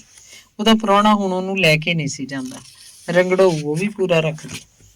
ਮੈਂ ਉਹਨੂੰ ਇੱਕ ਵਾਰ ਮਿਲਣਾ ਚਾਹੁੰਦਾ ਸੀ, ਮਿਲ ਕੇ ਉਹਦਾ ਦੁੱਖ ਪੁੱਛਣਾ ਚਾਹੁੰਦਾ ਸੀ। ਮੁੰਡੇ ਦੀ ਸ਼ੂਸ਼ਕ ਲੈ ਕੇ ਅਮਰਜੀਤ ਆਈ ਤਾਂ ਉਹਨੇ ਦੱਸਿਆ, ਬਿੰਦਰ ਮਿਲੀ ਸੀ। ਉਹ ਤਾਂ ਸੁੱਕ ਕੇ ਤਾਂਬੜ ਬਣੀ ਹੋਈ ਹੈ, ਨਿਰੀ ਫੱਟੀ, ਚਿਹਰਾ ਝੁਰੜਾ ਗਿਆ, ਅੱਖਾਂ ਦੇ ਘੇਰੇ ਕਾਲੇ ਹੋ ਗਏ, ਮੂੰਹ 'ਚ ਬੋਲ ਨਹੀਂ। ਖੁੱਦੋ ਵਾਂਗ ਬੁੜਕਣ ਟੱਪਣ ਵਾਲੀ ਤਾਂ ਉਹ ਬਿੰਦਰ ਹੀ ਨਹੀਂ ਰਹੀ। ਉਹਦਾ ਕੁਦਰਤੀ ਖੁੱਲ੍ਹਾ ਸੁਭਾਅ ਉਸ ਲਈ ਇੱਕ ਸਰਾਪ ਬਣ ਗਿਆ ਸੀ। ਉਹਦਾ ਮੱਚੜ ਪ੍ਰਾਹੁਣ ਉਹਦੀ ਖੁੱਲ੍ਹ ਨੂੰ ਦੇਖ ਕੇ ਸਗੋਂ ਹੋਰ ਵਲ ਖਾ ਗਿਆ। ਬਿੰਦਰ ਦਾ ਕੀ ਕਸੂਰ? ਜਾਂ ਤਾਂ ਉਹ ਇਸ ਮੱਚੜ ਦੀ ਜੇਬ 'ਚ ਪੈ ਜਾਂਦੀ ਤੇ ਜਾਂ ਆਪਣੇ ਮੋਹ ਦੇ ਸੰਕ ਵਿੱਚ ਉਹਦਾ ਮੱਚੜਪੁਣਾ ਖੋਰ ਦਿੰਦੀ। ਉਸ ਅਣਭੋਲ ਨੂੰ ਕੀ ਪਤਾ ਸੀ ਵੀ ਉਹਦੇ ਹੱਸਦੇ ਦੰਦਾਂ ਨੂੰ ਇੱਕ ਦਿਨ ਹਥੌੜੇ ਦੀ ਸੱਟ ਪਏਗੀ ਤੇ ਉਹਦੇ ਮੂੰਹ 'ਚੋਂ ਸਦਾ ਲਈ ਹਾਸਾ ਮੁੱਕ ਜਾਏਗਾ। ਉਹਨੂੰ ਕੀ ਪਤਾ ਸੀ ਕਿਸੇ ਓਪਰੇ ਬੰਦੇ ਨਾਲ ਹੱਸ ਕੇ ਬੋਲ ਲੈਣਾ, ਖੁੱਲ੍ਹ ਕੇ ਗੱਲ ਕਰ ਲੈਣੀ ਵੀ ਪਤੀ ਧਰਮ ਦੇ ਉਲਟ ਹੈ। ਦੂਜਿਆਂ ਨਾਲ ਹੱਸਣਾ ਬੋਲਣਾ ਪਤੀ ਧਰਮ ਦੇ ਉਲਟ ਕਿਉਂ ਸਮਝਦਾ ਹੈ? ਉਹ ਸਮਝ ਨਾ ਸਕੀ। ਇਹੋ ਜਿਹਾ ਵੀ ਕੋਈ ਮਨੁੱਖ ਹੁੰਦਾ ਜਿਹੜਾ ਬਿਨਾਂ ਹੀ ਆਪਣੀ ਤੀਵੀਂ ਉੱਤੇ ਕੋਈ ਸ਼ੱਕ ਕਰ ਲਏ। ਤਰ੍ਹਾਂ ਤਰ੍ਹਾਂ ਦੇ ਉਹਨੂੰ ਸਵਾਲ ਪੁੱਛੇ, ਤਰ੍ਹਾਂ ਤਰ੍ਹਾਂ ਦੀਆਂ ਉਸ ਨਾਲ ਗੱਲਾਂ ਕਰੇ। ਬਿੰਦਰ ਵਿਚਾਰੀ ਸਮਝ ਨਾ ਸਕੀ। ਉਹਦੇ ਅੰਦਰ ਕਿਸੇ ਸੱਚ ਦੀ ਹੈਂਕੜ ਸੀ। ਉਸ ਹੈਂਕੜ ਨੇ ਉਹਨੂੰ ਡੋਬਿਆ। ਉਹ ਆਪਣੇ ਆਪ ਵਿੱਚ ਕੈਦ ਸੀ, ਆਪਣੇ ਉਸ ਸੁਭਾਅ ਉੱਤੇ ਹੁਣ ਉਸ ਨੂੰ ਝੋਰਾ ਸੀ। ਜੇ ਕਦੇ ਪਹਿਲੇ ਦਿਨੋਂ ਹੀ ਐਵੇਂ ਜਿਵੇਂ ਚੁੱਪ ਕੀਤੀ ਜਿਹੀ ਰਹਿੰਦੀ, ਕੀ ਲੈਣਾ ਸੀ ਉਹਨੇ ਭਣੋਈਏ ਦੀ ਟਹਿਲ ਸੇਵਾ ਤੋਂ। ਕੰਮਕਾਰ 'ਚ ਇੰਨਾ ਰੁੱਝ ਗਿਆ ਸੀ ਕਿ ਮੈਂ ਕਈ ਸਾਲ ਸਹੁਰੇ ਨਾ ਜਾ ਸਕਿਆ। ਅਮਰਜੀਤ ਵੀ ਨਹੀਂ ਸੀ ਗਈ ਤੇ ਫਿਰ ਮੇਰੀ ਬਦਲੀ ਪਿੰਡ ਤੋਂ ਕਈ 100 ਮੀਲ ਦੂਰ ਹੋ ਗਈ। ਸਾਲ 'ਚ ਇੱਕ ਅੱਧ ਵਾਰ ਮੈਂ ਪਿੰਡ ਆਉਂਦਾ ਤਾਂ 1-2 ਦਿਨ ਰਹਿ ਕੇ ਚਲਿਆ ਜਾਂਦਾ।